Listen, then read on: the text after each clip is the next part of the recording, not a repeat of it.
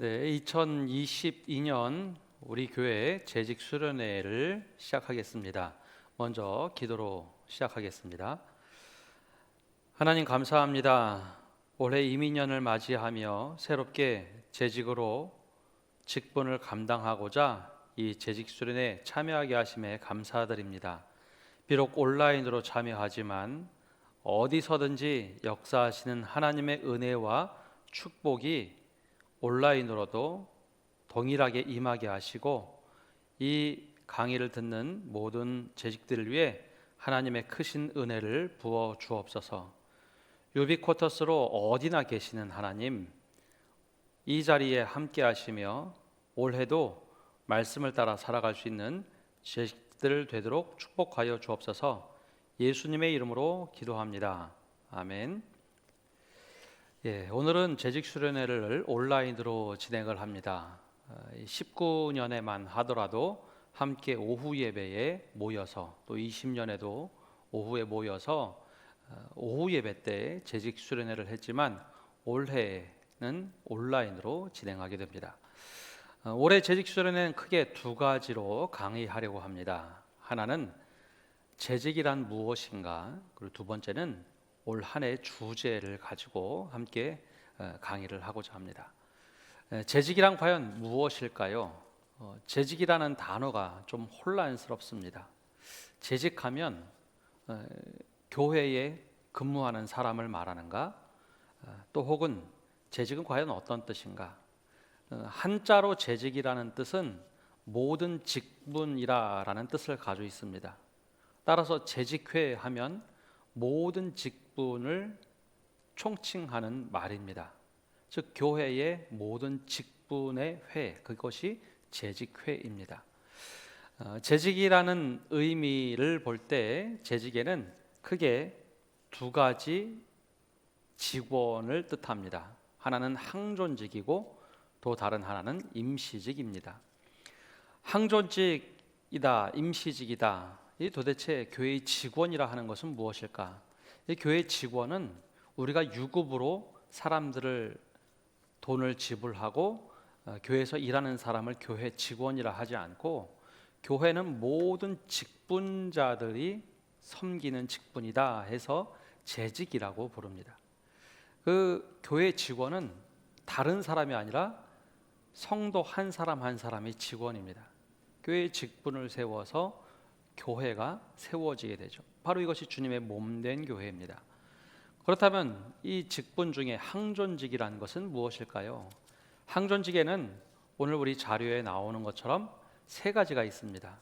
장로직이 있고 집사직이 있고 권사직, 이 세 가지 직분이 있습니다. 이것을 보고 항존직이다라고 부릅니다.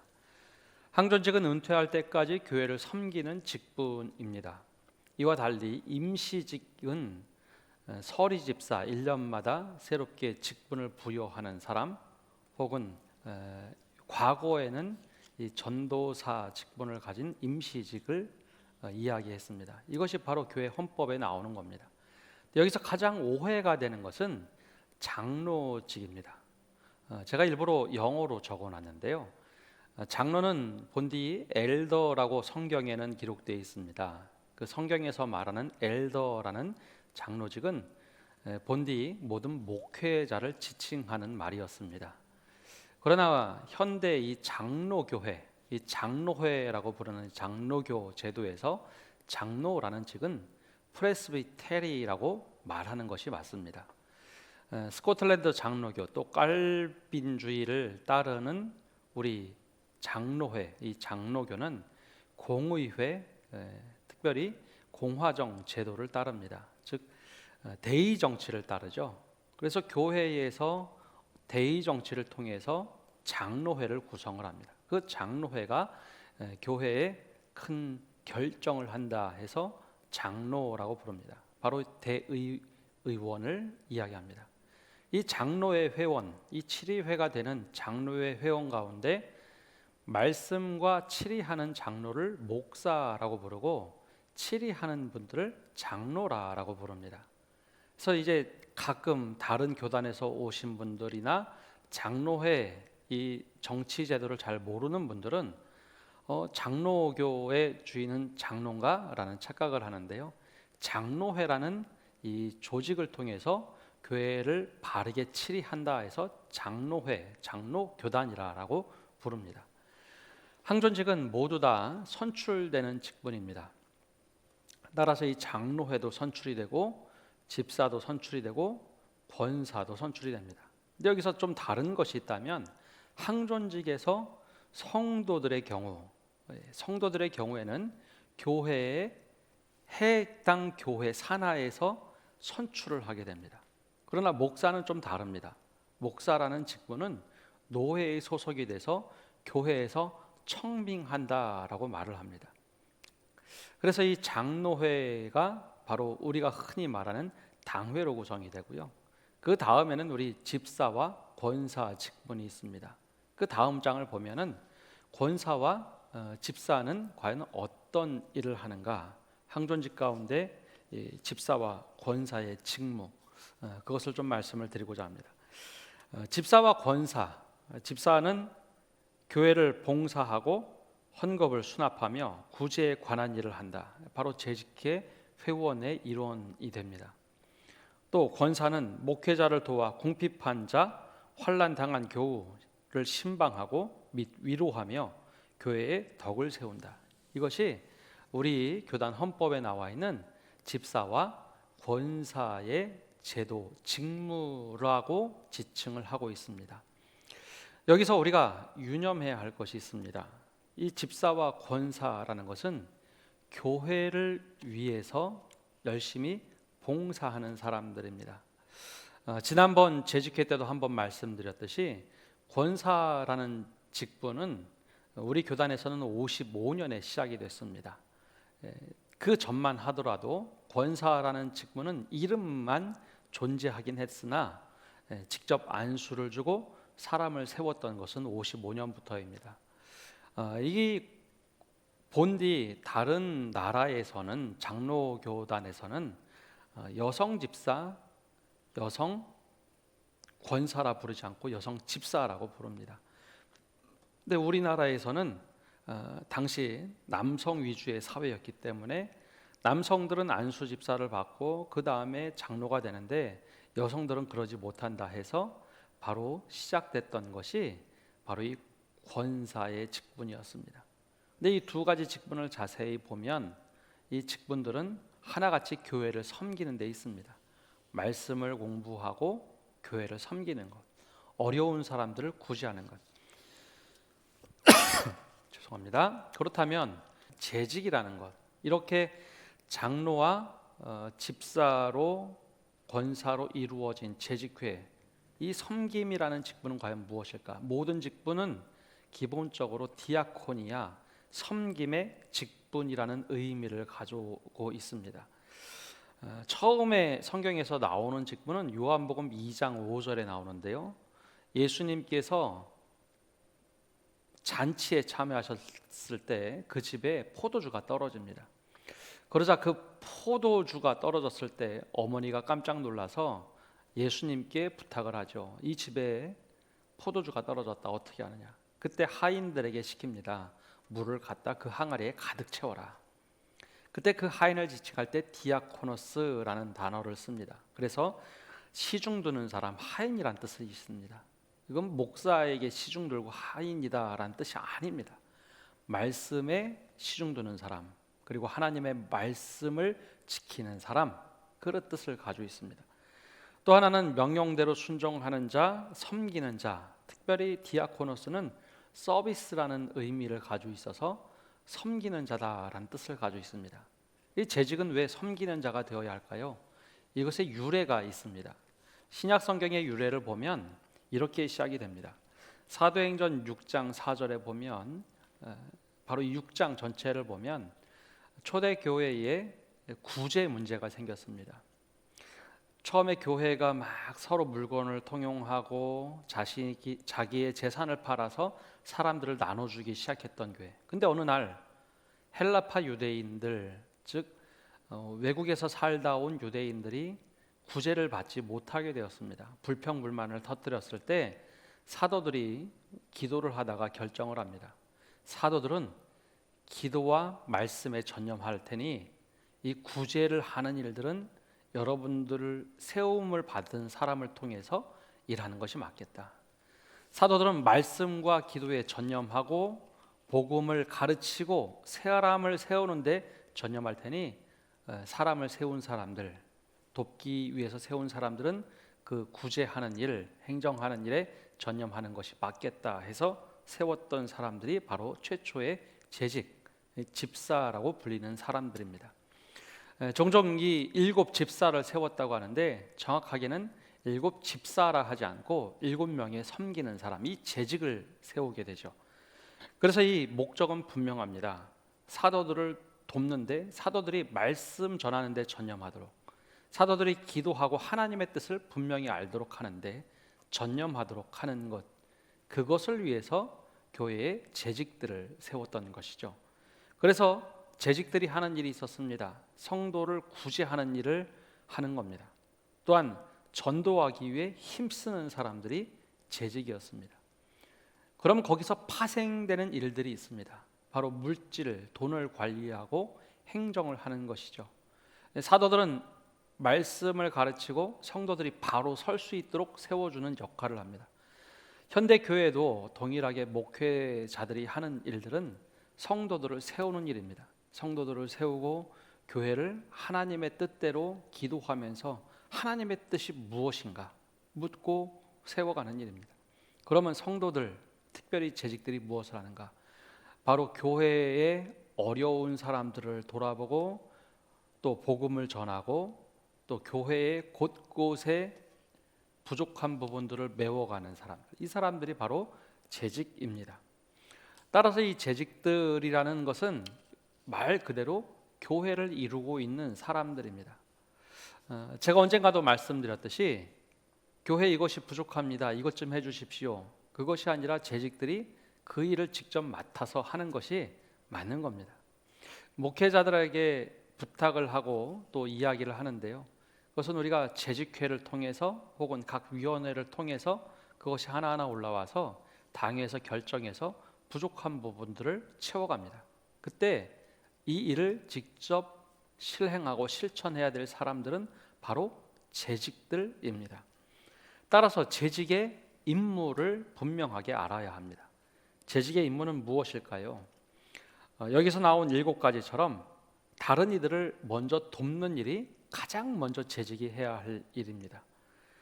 다른 이들을 돕는다는 것, 새가족들을 도와야 하고 교회에서 소외된 사람들을 도와야 하는 것, 이것이 재직의 첫 번째 되는 임무, 직무의 첫 번째입니다. 초창기, 초대교회에서도 재직들의 첫 번째 가는 임무는 구제하는 일을 돕는 일이었습니다. 두 번째로 목회자를 돕는 일입니다. 목회자를 돕는다고 해서 목사님 이거 좋습니다 하고 목회자를 섬기기만 하는 것이 아니라 목회하는데 함께 동역하는 것을 의미합니다. 이 부분이 부족하다면 그 부분을 메워주는 것, 대척점에 쓰는 것이 아니라 이것을 도와주는 것이 바로 재직들이 하는 일입니다. 그래서 교회가 아름답게 세워져 가는 것, 각 지체의 부름받은 역할대로 하는 것, 이것이 바로 교회를 아름답게 세워가는 것이고 목사를 돕는 일입니다. 때로는 신방 가야 하는데 어느 집에 어떻게 신방 가야 될지 정확하게 파악이 되지 않았다면 목사님 이 집 좀 신방해 주십시오 요청하는 것, 말씀 전해 주십시오. 때로는 이 집에 저희가 말씀을 전하고 기도를 했습니다. 여기 이렇게 해주시면 좋겠습니다. 이 부분이 이런 것이 부족합니다. 저한테도 이야기하지만 직접 그 부족한 부분들을 메우는 것, 이것이 바로 재직들이 하는 일입니다. 세 번째는 교육하는 일입니다. 교육은 단지 말씀만 가르치는 것을 의미하지 않습니다. 신앙생활을 어떻게 해야 될지 서로 교육하고 돕는 일입니다. 목회자에게만 말씀 가르치는 일이 있지 않습니다. 재직들에게도 신앙생활을 어떻게 해야 될지 권면하고 가르치는 것, 교회를 바르게 세워가는 것, 이것이 재직들에게 부여된 교육하는 일입니다. 때로는 어려운 말이 있으면, 하기 곤란한 말이 있으면 목사님 대신 해주십시오 라고 말을 하는 경우가 많습니다. 그런 요청도 많이 부탁받습니다. 그런데 재직들이 해야 할 일, 굳이 하는데 문제가 생겨서 굳이 하는 일을 한다라고 하는 것은 적절한 지혜도 필요하고 지식도 필요하고, 이것은 이렇게 하는 것이 맞습니다. 그것이 바로 교육이겠죠.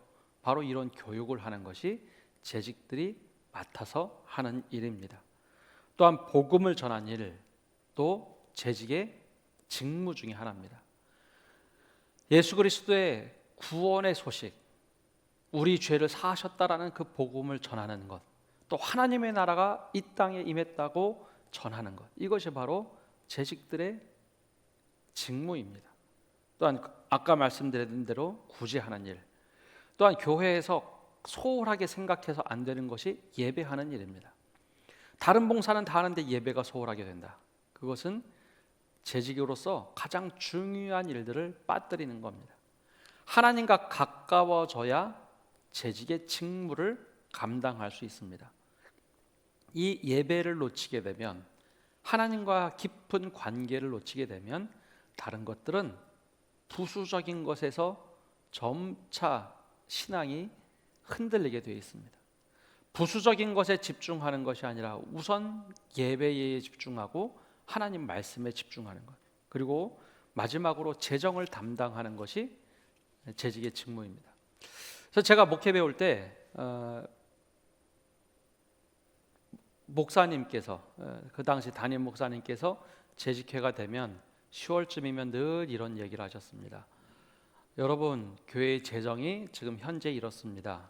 재정이 여러분들이 보시기에 어떠한지 여러분들이 재정을 담당하는 사람들로서 기도하면서 우리 예산이나 결산, 이것을 잘 관리해 주시기 바랍니다.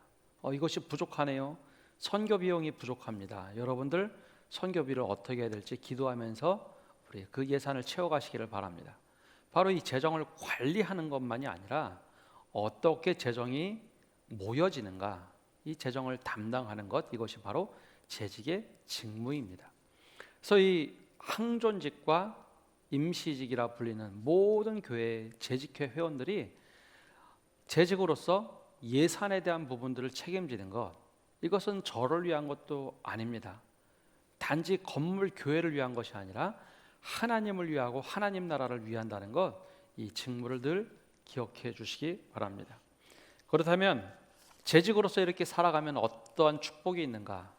이렇게 헌신만 하는데 주님 너무 힘듭니다. 나는 이렇게 봉사하는데 어떤 보상이 없네요. 그렇게 생각할 수도 있습니다. 그러나 하나님께서 우리에게 주신 축복은 이렇습니다. 재직으로 열심히 주님의 나라를 위해 섬기고 또한 주님의 몸된 교회를 섬길 때 하나님께서는 이 아름다운 직분을 우리에게 허락하셨다라는 겁니다. 반대로 생각하셔야 됩니다. 내가 쓰임받음에 감사합니다. 나 아무것도 아닌데 내가 쓰임받게 해주심에 감사합니다. 이 아름다운 직분을 주셨다는 것이고, 또 재직에게 큰 은혜를 주시는 것은 믿음의 담력을 주십니다. 밖에서는 내가 다른 것 할 수가 없었는데 교회에서는 믿음으로 할 수 있는 담력을 주셔서 내가 이것도 할 수 있습니다. 내게 이런 힘을 주셔서 이렇게 섬길 수가 있습니다. 내가 복음 없이는, 예수님 없이는 이렇게 할 수가 없었는데 믿음의 담력을 주셔서 감사합니다 라고 말하는 은혜를 주셨습니다. 또 재직들에게는 하나님께서 은사를 활용하도록 주십니다. 물론 모든 성도들에게 은사를 주시지만 특별히 직분 속에서 하나님의 은사를 활용할 수 있도록 기회를 주시고 방법을 주십니다. 다른 누구보다도 직분을 가진 항존직들에게는 특별히 섬길 수 있는 은사를 주시는 겁니다. 이것은 휘두르는 은사가 아니라 섬김의 은사라는 것, 교회의 덕을 세우기 위함이라는 것을 늘 기억하시기 바랍니다. 또한 생명의 면류관을 주십니다. 주님 앞에 갔을 때, 너 너무나 잘했다, 착하고 충성된 종아, 칭찬받고 하나님의 나라를 이 땅에 살아가는 법을 배우고 하나님 나라 완전히 들어가서도 생명의 면류관을 받는 것, 이것이 바로 재직들에게 주시는 큰 은혜입니다. 또 하나님께서 직접 위로해 주십니다. 수고했다, 정말 수고했다라고 말씀해 주시는 은혜가 있고 위로가 있습니다. 사람의 위로를 많이 받으면 받을수록, 사람의 칭찬을 많이 받으면 받을수록 그 칭찬의 총량이 있기 때문에 하나님께서 주시는 위로와 칭찬은 줄어들게 되지만, 하나님 나라 갔을 때 우리가 다 인정받지 못하고 칭찬받지 못했던 것들을 하나님께서 직접 우리에게 칭찬하시고 위로하신다는 것, 그것을 기대하며 살아가는 것, 이것이 우리에게 주시는 축복입니다. 또한 주인의 즐거움에 참여한다. 주님의 즐거움에 참여한다. 하나님이 기뻐하시는 일에 우리가 참여할 수 있는 겁니다. 왜 나만 이런 거 시키십니까? 그런데요, 그 직분을 감당할 수 있기 때문에 시키는 겁니다. 그것이 바로 주인의 즐거움, 바로 주님의 즐거움에 참여하는 사람들입니다. 힘들고 어려워도 내가 인내하고 그 즐거움에 참여할 때, 그것이 하나님의 기쁨이 내 기쁨이 되는 것, 이것이 바로 주인의 즐거움에 참여하는 일입니다. 마지막으로 주님과 동행하는 축복이 있습니다. 재직으로 섬기다 보면 내가 원하는 것만 하는 것이 아니라 내가 원치 않는 일도 하게 됩니다. 근데 그것이 주님과 동행한다라는 것입니다. 이 주님과 동행한다는 것은 내가 원해서 가는 것이 아니라 주님께서 나를 부르셔서 동참하도록 하신 것, 그것이 바로 재직들이 받는 축복입니다.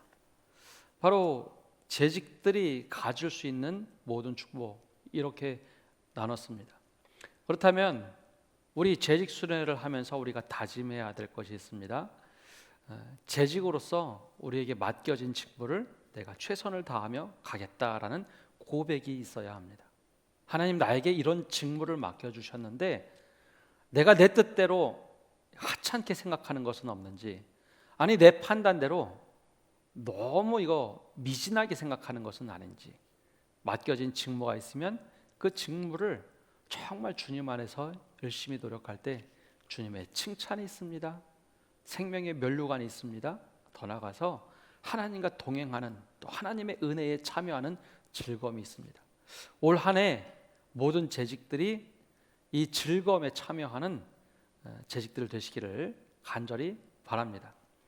첫 번째가 재직의 의미에 대해서, 재직이란 무엇인가 간단하게 나눴다면, 다음에는 우리 두 번째로 올해 표어에 대하여 함께 좀 방향을 말씀을 드리겠습니다. 올해 표어는 복음으로 교회를 새롭게, 세상을 이롭게라는 표어로 한 해를 출발합니다. 올해 우리 교단 표어도 복음으로 교회를 새롭게, 세상을 이롭게 동일한 표어를 가지고 있습니다. 복음으로라는 것을 어떻게 우리가 실천할 것인가? 복음으로, 즉 말씀으로 올 한 해를 시작할 때 복음을 바르게 이해하기 위해서 사실 이번 신년 특별 새벽 기도회는 좀 강의식으로 말씀을 전했습니다. 과연 복음이 무엇일까?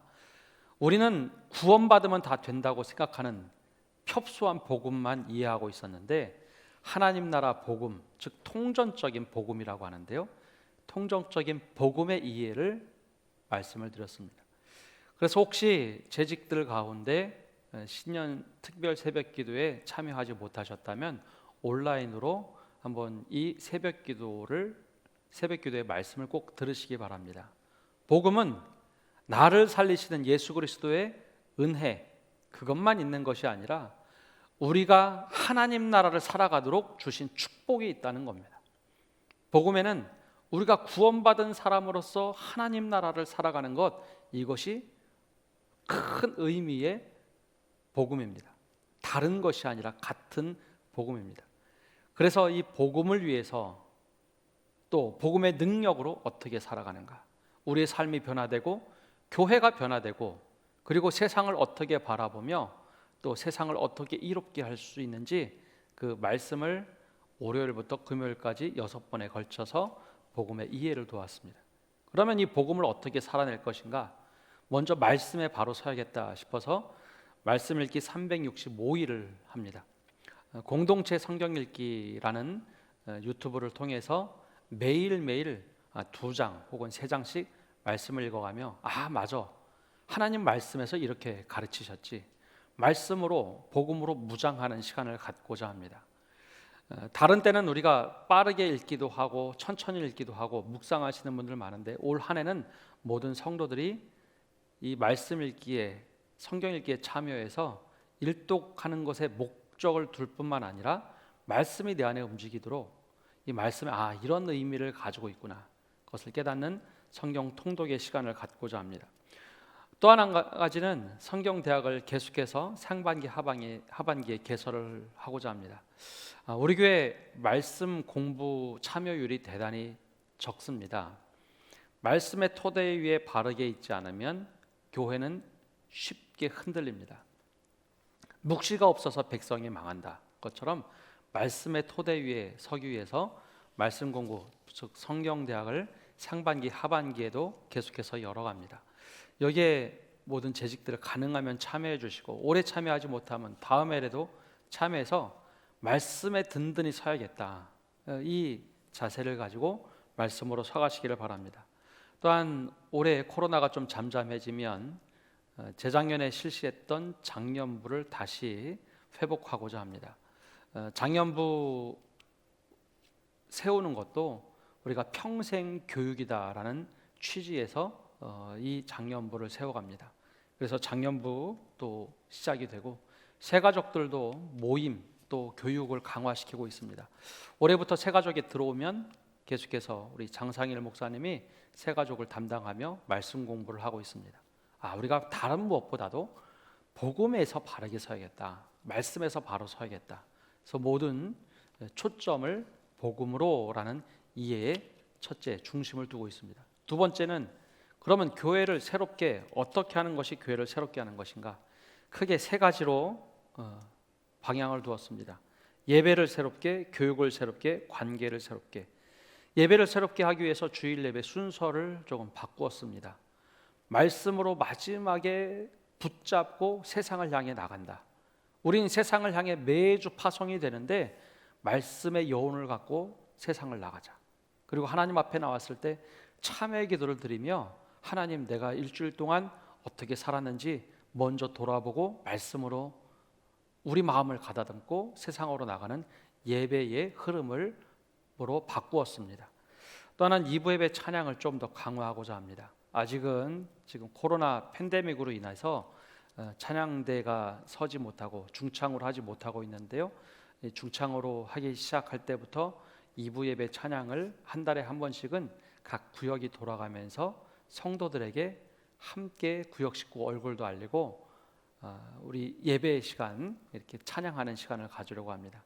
우리 할렐루야 찬양대 외에 마리아 찬양대 그 다음에 시니어 찬양대도 세워지면 2부 예배를 섬길 수 있도록 그래서 예배가 정말 찬양으로 새로워지도록 하는데 초점을 두려고 합니다.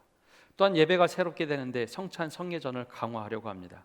정말 주님 안에서 우리가 새롭게 됩니다. 주님이 내 안에 들어오셔서 사는 예배 되게 하시고 성례전 되게 해주십시오 라는 고백을 갖고 참여할 수 있도록 성찬 성례전을 강화하고자 합니다. 또한 교육을 새롭게는 계속해서 작년부터 좀 강화했는데요. 교회학교 교사들 또 교사 교육을 강화하고 또한 우리 학부모 교육도 강화하고자 합니다. 또한 온 성도 전체적으로 교육을 강화하고자 장년부 또 성경대학 등을 강화합니다. 교회가 새롭게 될 때 교육 즉 말씀으로 새롭게 되지 않으면 기초가 세워지지 않습니다. 그래서 소견에 오른 대로 갈 수 있기 때문에 말씀으로 즉 교육으로 새롭게 하는데 초점을 둡니다. 또한 관계를 새롭게 하는데 무게를 두려고 합니다. 관계를 새롭게 하기 위해서 여러 가지 시도를 하려고 하는데요. 우선 동아리 활동을 강화하려고 합니다. 지금까지 잘 하지 못했던 건데요. 매월 둘째 주 예배 우리 오후 예배를 드리게 되면 매월 둘째 주 오후 예배는 드리지 않고 동아리 활동을 강화하거나 모임들을 강화하고자 합니다. 그래서 교회 친교를 강화하고 또 우리 올해부터는 구역 예배를 드릴 수 있도록 적극적으로 권면하고자 합니다. 구역이 활성화돼야 두 날개를 가지고 있는 교회가 됩니다. 대예배라는 공동체도 중요하지만 작은 그룹의 소모임, 즉 구역이 살아야 교회가 살아날 수 있습니다. 이 관계를 새롭게 하는 것, 이것을 위해서 3040 모임도 이제 실시하려고 합니다. 앞으로 짊어지고 가야 할 3040, 30대, 40대 학부형들이 주로 이룰 텐데요. 그 모임 활성화를 위해서 기도하며 준비하고 있습니다. 또한 오랫동안 하지 못했던 중보기도 모임, 체계적인 교육을 통해서 중보기도 모임을 통해서 중보기도하는 교회, 또 하나님께서 열심히 기도할 수 있는 교회, 이것이 하나님과 수직적인 관계를 맺는 이 교회가 되도록 관계를 새롭게 하는 한 해가 되고자 합니다. 그래서 우리 모든 재직들 이를 위해서 기도해 주시기 바랍니다. 그렇다면 세상을 이롭게 한다는 것은 무엇인가? 복음으로 교회가 변화되면 반드시 교회가 변화된 결과는 세상을 이롭게 하는데 쓰임 받아야 합니다.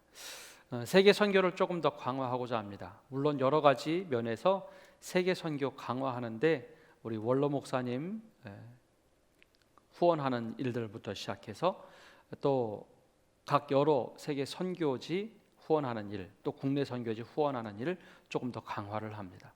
특별히 2023년 1월쯤에 팬데믹이 좀 잠잠해지면 우리가 후원하고 있는 선교지를 방문하고자 합니다.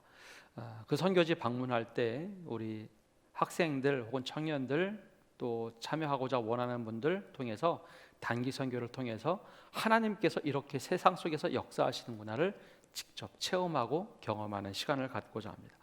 또 전도부 갱신을 하고자 합니다. 오랫동안 우리 교회가 잘하던 마을에 나가서 우리 노방 전도를 했는데 노방 전도가 이제 중단된 지 2년이 넘었습니다. 이 전도부를 좀 다시 훈련하고 갱신해서 코로나로 멈추었던 전도부가 활성화하고 이 전도부를 통해서 지역 사회를 이롭게 하고 복음을 전하는 것, 이것이 바로 이제 지역 사회 또 세상을 이롭게 하는 일에 초점을 두고자 합니다. 마지막으로는 계속해서 말씀드리는 지역 사회와 함께하는 교회입니다. 올해 이 초석을 조금씩 다지고자 합니다. 우리 교회는 지금 대변혁기에 있습니다. 지역 사회의 모든 이 지역을 빼고는 아파트로 변하고 있고 초등학교가 증축되고 있습니다. 많은 인구가 유입이 되고 있습니다. 우리 교회가 속한 이 남산 이동의 경우 3만 명이라는 인구를 가지고 있는데 내년이 되면 4만 명으로 늘어납니다. 또 바로 앞에 있는 아파트 입주 때문에 초등학교가 또 건축을 새로 시작하게 됩니다. 그러니까 우리 교회는 지리적으로 세상을 이롭게 할 수 있는 아주 중요한 역할을 할 수 있는 교회입니다. 또한 복음을 전하기에도 아주 적절한 위치를 가지고 있습니다. 또 올해 이 모든 준비가 잘 되어서 정말 세상에 반드시 필요한 교회, 구원의 방주로서 역할뿐만 아니라 하나님 나라를 증거하는 교회가 될 수 있도록 올해 원년을 삼아 잘 준비하는 우리 서남교회 되기를 바랍니다. 그래서 올해 표어 복음으로 교회를 새롭게 세상을 이롭게 하는 교회가 되기를 간절히 소망해 봅니다. 우리 올 한 해 모든 재직들이 이를 위해서 열심히 기도해 주시고 함께 참여해 주실 때 우리 교회가 이전보다도 더욱 더 귀하게 쓰임 받는 교회가 되기를 간절히 소망해 봅니다. 우리 함께 기도하겠습니다.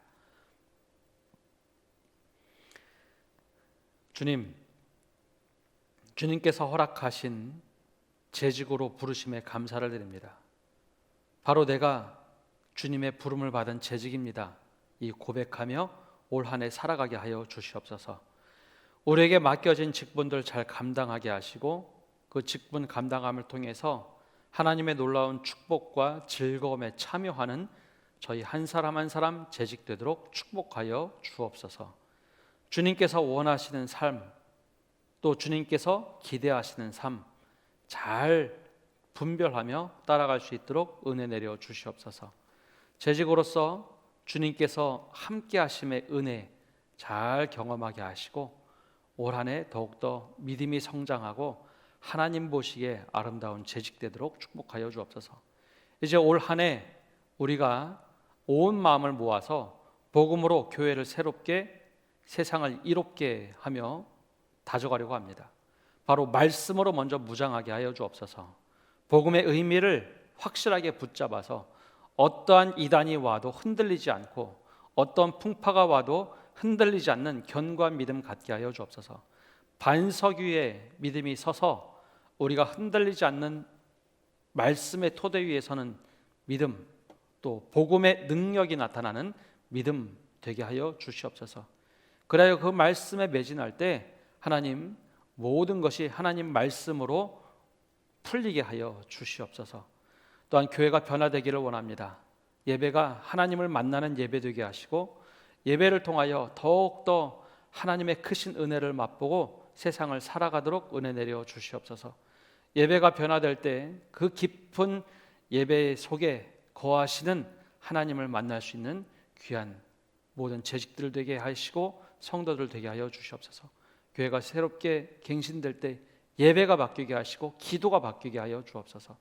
또한 주님, 우리가 단지 예배만 바뀌는 것이 아니라 하나님 교육도 새롭게 바뀌어서 교회 학교가 말씀에 바로 서게 하시고 또한 학생들이 말씀에 바로 서게 하시고 모든 성도들이 정말 교육을 통하여 바로 또 새롭게 되게 하여 주옵소서. 그리하여 이 개신교회 즉 개혁교회가 날마다 교육을 통하여 새롭게 변화될 수 있는 그런 놀라운 은혜 되도록 함께하여 주옵소서. 그리고 관계가 새롭게 되기를 원합니다. 지금까지 어려워졌던 관계가 있다면 풀어지게 하여 주옵소서. 묶여있던 것이 풀어지게 하여 주시고 하나님의 은혜로 녹아지게 하셔서 하나님 새로운 관계가 이루어지게 하여 주옵소서. 동아리를 통하여 구역예배를 통하여 3040 모임을 통하여 또 여러 모임 장년부를 통하여 하나님 이 모임을 통해서 관계가 새로워지고 하나님과 관계뿐만 아니라 성도들과의 관계, 이웃과의 관계도 풀어지게 하여 주옵소서. 또한 세상을 이롭게 하는 교회에 대해서 선교뿐만 아니라 전도 모든 것에 하나님께서 우리 교회를 통하여 역사하시는 것 따라갈 수 있도록 힘을 주시옵소서. 우리 교회가 이 지역에 얼마나 필요한 교회인지 모든 이웃들이 알 수 있도록 우리가 변하게 하시고 세상에 하나님의 선한 능력을 나타내는 교회 되도록 축복하여 주옵소서. 올 한 해도 우리와 함께 하신 주님께 감사를 드리며 예수님의 이름으로 기도합니다. 아멘. 재직 수련회 마쳤습니다. 감사합니다.